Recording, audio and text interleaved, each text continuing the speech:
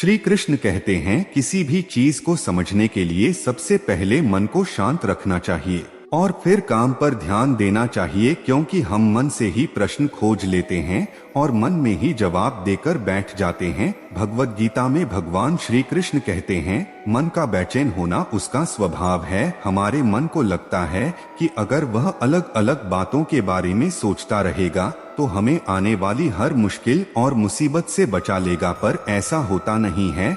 हम अपने जीवन का काफी अधिक समय सोच विचार करके परेशान होने में निकाल देते हैं। भगवान श्री कृष्ण कहते हैं कि मन का यह स्वभाव बदलना मुश्किल जरूर है, असंभव नहीं।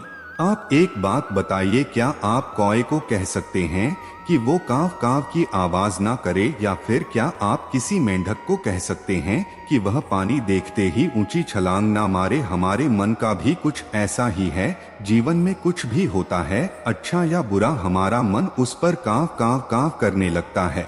काव काव से मेरा मतलब है चिंता करना, व्याकुल होना कोई बुरी बात होती भी नहीं है और मन परेशानी की ऊंची ऊंची लपटें लेने लगता है। कभी कभी तो मुझे ऐसा लगता है कि हम में से कई लोग सिर्फ परेशान होने के लिए जीते हैं। सारी परेशानी, पीड़ा, दुविधा अक्सर हमारे मन की बनाई हुई कहानियां होती हैं। भगवान श्री कृष्ण हमें हमारे मन को शांत और स्थिर करने के लिए दो उपाय दे हैं।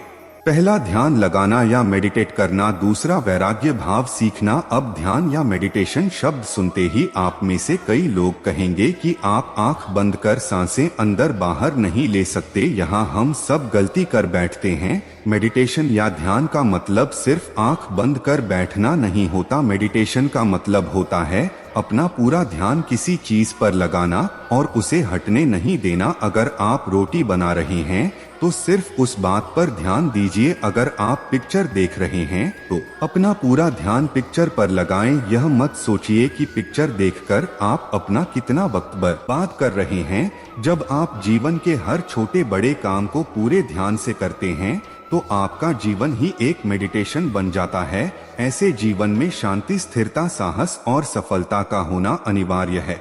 वैराग्य भाव। दूसरा उपाय, वैराग्य का अर्थ यह नहीं कि आप सब कुछ छोड़कर जंगल में जाकर बैठ जाएं। वैराग्य का सच्चा अर्थ है कि आप जो काम कर रहे हैं उसका क्या नतीजा या रिजल्ट निकलेगा उसकी चिंता ना करें। जैसे अगर आपने कोई इंटरव्यू दिया, आप यह कर सकते हैं कि पूरे मन से तैयारी करें और अपना बेस्ट देकर आ जाएं। वह नौकरी मिलना या ना मिलना आपके हाथ में नहीं है। इस नतीजे के पीछे अलग अलग चीजें हैं जो आपके बिल्कुल कंट्रोल में नहीं। तो जिस चीज के बारे में आप कुछ कर नहीं सकते उसके बारे में चिंता भी ना करें। यही वैराग्य का सच्चा मतलब होता है और यही है भगवान श्री कृष्ण का दूसरा उपाय, मन को चिंता की लपटों से बचाने का। याद रखिए, आप पूरे के पूरे इंसान हैं। समझदारी, संयम और कुशलता से भरे इंसान। आपका मन जब भी कौए की तरह अलग अलग बातों पर आपको परेशान करने लगे, तब अपने मन को भी प्यार से समझाइए और शांत कर लीजिए। बस अपने ऊपर विश्वास रखिए कि आप कभी अपना बुरा नहीं होने देंगे।